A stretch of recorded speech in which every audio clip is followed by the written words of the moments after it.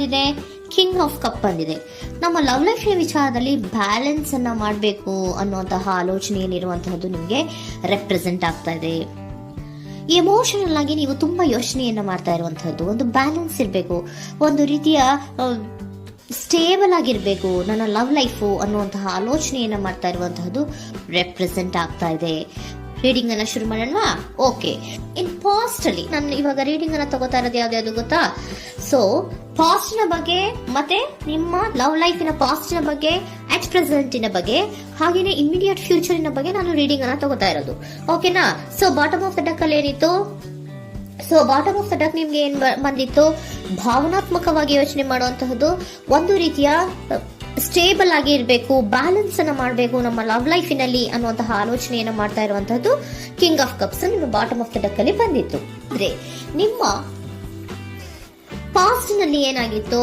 So ನೀವು ಬಹಳಷ್ಟು ಯೋಚನೆ ಮಾಡಿನೇ, ನಿಮ್ಮ ಅಂತರಾತ್ಮದ ಮಾತನ್ನ ಕೇಳಿಯೇ ನೀವು ಬಹಳಷ್ಟು ಯೋಚನೆಯನ್ನ ಮಾಡಿ ನೀವು ಕೆಲವೊಂದು ಪ್ರಪೋಸಲ್ ಗಳನ್ನ ಮಾಡಿರೋ, ನಿಮ್ಮ ಲವ್ ಲೈಫಿನ ವಿಚಾರದಲ್ಲಿ ಕೆಲವೊಂದು ಪ್ರಪೋಸಲ್ ಗಳನ್ನ ಮಾಡಿರುವಂತಹದ್ದು ಅಥವಾ ಪ್ರಪೋಸಲ್ ಗಳನ್ನ ನೀವು ಸ್ವೀಕರಿಸಿರುವಂತಹದ್ದು. ಓಕೆನಾ? ಸೊ ಎಮೋಷನಲ್ ಆಗಿ ಏನಾಗಿತ್ತು? ನೀವಿಬ್ರು ಸಮಾಧಾನವಾಗಿ ಇದ್ರಿ, ಸಾಮರಸ್ಯದಿಂದ ಇರ್ತಿತ್ತು, ಮತ್ತೆ ಲವ್ ಲೈಫಿನ ವಿಚಾರದಲ್ಲಿ ಒಂದು ಫುಲ್ಫಿಲ್ಮೆಂಟ್ ಇರ್ತಿತ್ತು. ಹೌದಾ? ನಿಮ್ಮ ಪಾಸ್ಟ್ ನಲ್ಲಿ ಬಹಳಷ್ಟು ಯೋಚನೆ ಮಾಡಿಯೇ ಕೆಲವೊಂದು ಫುಲ್ಫಿಲ್ಮೆಂಟ್ ಗಳಿರುತ್ತೆ ಅನ್ನುವಂತಹ ಆಲೋಚನೆಯನ್ನು ಮಾಡಿಯೇ ನೀವು ಕೆಲವೊಂದು ಪ್ರಪೋಸಲ್ ಗಳನ್ನ ಮಾಡಿರುವಂತಹದ್ದು ಅಥವಾ ಪ್ರಪೋಸಲ್ ಗಳನ್ನ ನೀವು ಸ್ವೀಕರಿಸಿರುವಂತಹದ್ದು ನಿಮ್ಮ ಲವ್ ಲೈಫಿನ ವಿಚಾರದಲ್ಲಿ ರೆಪ್ರೆಸೆಂಟ್ ಆಗ್ತಾ ಇದೆ. ಆದ್ರೆ ಅಟ್ ದ ಪ್ರೆಸೆಂಟ್ ನಲ್ಲಿ ಏನಾಗ್ತಾ ಇದೆ? ಅಟ್ ದ ಪ್ರೆಸೆಂಟ್ ನಲ್ಲಿ ನೀವ್ ಯಾಕೋ ಆಲೋಚನೆಯನ್ನ ಮಾಡ್ತಾ ಇರುವಂತಹದ್ದು ರೆಪ್ರೆಸೆಂಟ್ ಆಗ್ತಾ ಇದೆ ನಿಮ್ಮ ಲವ್ ಲೈಫಿನ ವಿಚಾರವಾಗಿ. ನೋಡಿ, 7 ಆಫ್ ಪೆಂಟಿಕಲ್ಸ್ ಬಂದಿದೆ. ಸೊ 7 ಆಫ್ ಪೆಂಟಿಕಲ್ಸ್ ಏನನ್ನ ರೆಪ್ರೆಸೆಂಟ್ ಮಾಡುತ್ತೆ? Period of contemplation. ಏನೋ ಒಂದು ಯೋಚನೆಯನ್ನ ಮಾಡ್ತಾ ಇರುವಂತಹದ್ದು ನಿಮಗೆ ರೆಪ್ರೆಸೆಂಟ್ ಆಗ್ತಾ ಇದೆ. ಯಾಕೋ ನನ್ನ ಲವ್ ಲೈಫಿನಲ್ಲಿ ಮುಂದೆ ಮುಂದೆ ಹೋಗ್ತಾ ಇಲ್ವಲ್ಲ, ಏನಿದು ಇಷ್ಟು ಸ್ಲೋ ಪ್ರೋಗ್ರೆಸ್ ಅಲ್ಲ ಅನ್ನುವಂತಹ ಆಲೋಚನೆಯನ್ನ ನೀವು ಮಾಡ್ತಾ ಇರುವಂತಹದ್ದು ರೆಪ್ರೆಸೆಂಟ್ ಆಗ್ತಾ ಇದೆ. ಲಾಂಗ್ ಟರ್ಮಿನ ವ್ಯೂಸಿನ ಬಗ್ಗೆ ನೀವು ಹೆಚ್ಚು ಗಮನವನ್ನ ಕೊಡ್ತಾ ಇದ್ದೀರಾ. ಸೊ ನಮ್ಮ ಲವ್ ಲೈಫ್ ಏನೋದು ಲಾಂಗ್ ಟರ್ಮಿನಲ್ಲಿ ಕೂಡ ನಮಗೆ ಚೆನ್ನಾಗಿರ್ಬೇಕು. ಆದ್ರೆ ಯಾಕೆ ಏನೋ ಒಂದು ರೀತಿಯ ಪ್ರೋಗ್ರೆಸ್ ಇಲ್ವಲ್ಲ ಲವ್ ಲೈಫಿನಲ್ಲಿ,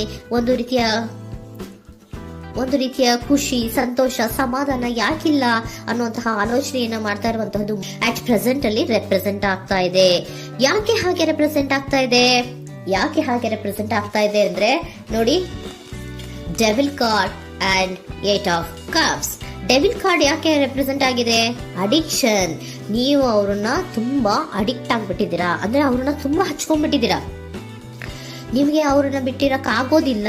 ಸೊ ನೀವು ಅವ್ರಿಗೆ ಅವಲಂಬನೆ ಆಗಿರುವಂತಹದ್ದು, ನಿಮ್ಮ ಲವ್ ಲೈಫಿನ ವಿಚಾರದಲ್ಲಿ ನಿಮ್ಮ ಪರ್ಸನ್ಗೆ ನೀವು ತುಂಬಾ ಅಡಿಕ್ಟ್ ಆಗಿರುವಂತಹದ್ದು, ತುಂಬಾ ಪ್ರೀತಿಸುವಂತಹದ್ದು, ಒಂದು ನಿಮಿಷನೂ ಕೂಡ ಬಿಟ್ಟಿರೋದಿಲ್ವೇನೋ ಅನ್ನುವಂತಹ ರೀತಿಯಲ್ಲಿ ನೀವು ತುಂಬಾ ಅಡಿಕ್ಟ್ ಆಗಿರುವಂತಹದ್ದು ರೆಪ್ರೆಸೆಂಟ್ ಆಗ್ತಾ ಇದೆ.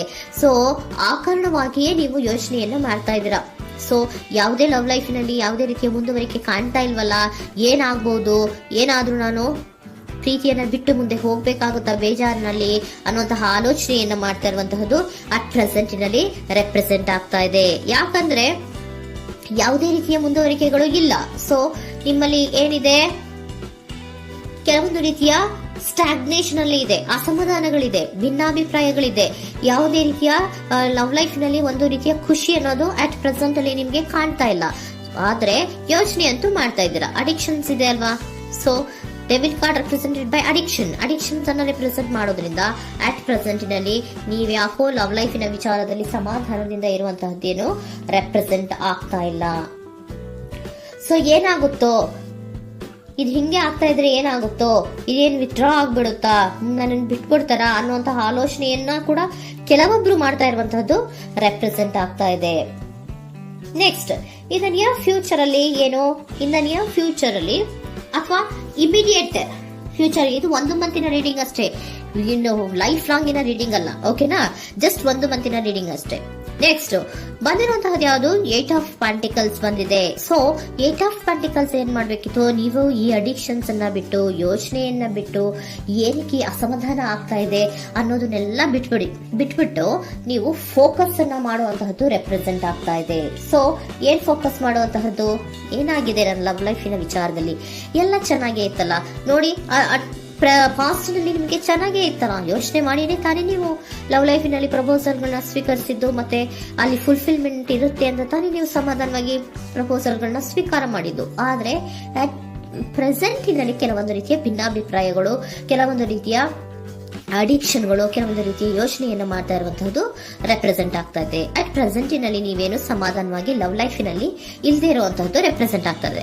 ಆದ್ರೆ ಇಮಿಡಿಯೇಟ್ ಫ್ಯೂಚರಿನಲ್ಲಿ ಏನಾಗ್ತಾ ಇದೆ, 8 ಆಫ್ ಪೆಂಟಿಕಲ್ಸ್ ಬಂದಿದೆ. ಸೊ 8 ಆಫ್ ಪೆಂಟಿಕಲ್ಸ್ ಏನನ್ನ ರೆಪ್ರೆಸೆಂಟ್ ಮಾಡುತ್ತೆ?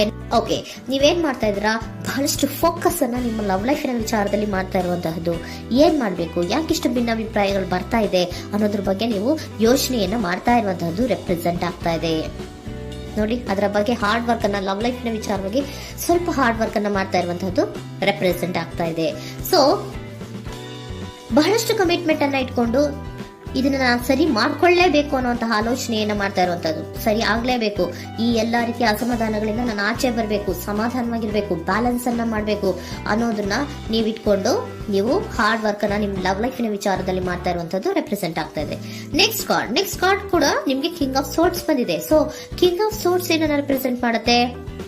ಸ್ಪಷ್ಟವಾಗಿ ಥಿಂಕ್ ಅನ್ನ ಮಾಡ್ತಾ ಇದ್ದೀರಾ. ನಮ್ಮ ಲವ್ ಲೈಫಿನ ವಿಚಾರದಲ್ಲಿ ಯಾಕೆ ಅಸಮಾಧಾನ ಬರ್ತಾ ಇದೆ, ಯಾಕೆ ಭಿನ್ನಾಭಿಪ್ರಾಯ ಬರ್ತಾ ಇದೆ, ನಾನಂತೂ ಅವ್ರನ್ನ ಬಿಟ್ಟಿರಕ್ಕಾಗಲ್ಲ. ಸೊ ನಾನೇನ್ ಮಾಡ್ಬೇಕು, ಇದನ್ನೆಲ್ಲ ಕೂಡ ಬ್ಯಾಲೆನ್ಸ್ ಅನ್ನ ಮಾಡ್ಬೇಕು. ಅದಕ್ಕೆ ನಾನು ಏನ್ ಮಾಡ್ಬೇಕು, ಫೋಕಸ್ ಅನ್ನ ಮಾಡ್ಬೇಕು. ಫೋಕಸ್ ಅನ್ನ ಮಾಡಿ ಅಲ್ಲಿ ನೀವು ಕರೆಕ್ಟ್ ಆಗಿ ಕ್ಲಿಯರ್ ಥಿಂಕಿಂಗ್ ಅನ್ನ ಮಾಡಿ, ಒಂದು ಸ್ಟ್ರಾಂಗ್ ವಿಲ್ ಪವರ್ ಅನ್ನ ಇಟ್ಕೊಂಡು ನೀವು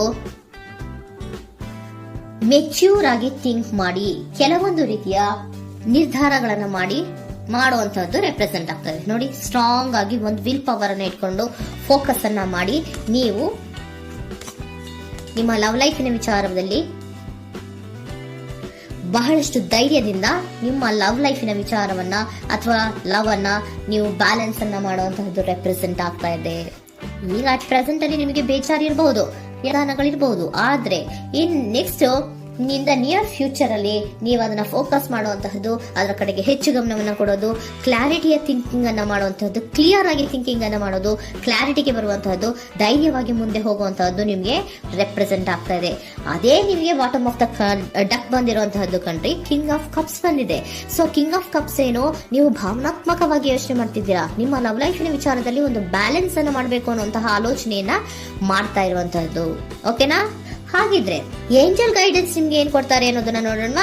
okay, B assertive, very good, trust. ನೋಡಿ, ದೃಢವಾಗಿ ಇರಿ, ಏನೂ ಆಗಿಲ್ಲ. ನೀವು ಅಷ್ಟೊಂದು ಯೋಚನೆಯನ್ನ ಮಾಡುವಂತಹದ್ದು ಏನೂ ಆಗಿಲ್ಲ. ಕೆಲವೊಂದು ರೀತಿಯ ವೇರಿಯೇಷನ್ಗಳಾಗಿರುತ್ತೆ.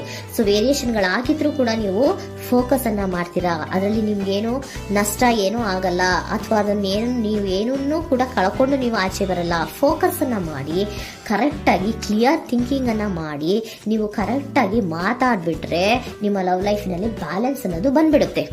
ಓಕೆನಾ? ಬಿ ಅಸರ್ಟಿವ್, ದೃಢವಾಗಿರಿ, ಧೈರ್ಯವಾಗಿರಿ, ಟ್ರಸ್ಟ್, ನಂಬಿಕೆಯಿಂದ ಇರಿ, ಏನೂ ಆಗಲ್ಲ. ನೀವು ಅಷ್ಟೊಂದು ಅಸಮಾಧಾನ ಮಾಡ್ಕೊಂಡು ಅಷ್ಟೊಂದು ಬೇಜಾರನ್ನ ಮಾಡ್ಕೊಂಡು ಏನಾಗ್ತಿದೆಯೋ ಅಂತ ಗಾಬರಿ ಪಡುವಂತಹದ್ದೇನೂ ಆಗಿಲ್ಲ. ಸ್ವಲ್ಪ ವೇರಿಯೇಷನ್ಗಳಾಗಿದ್ರೂ ಕೂಡ ಇನ್ ನಿಯರ್ ಫ್ಯೂಚರ್ ನಲ್ಲಿ ನಿಮಗೆ ಸಮಾಧಾನ ಆಗುತ್ತೆ, ಖುಷಿ ಆಗುತ್ತೆ. ನಿಮ್ ಲವ್ ಲೈಫಿನ ವಿಚಾರದಲ್ಲಿ ಕೆಲವೊಂದು ಬ್ಯಾಲೆನ್ಸ್ಗಳನ್ನ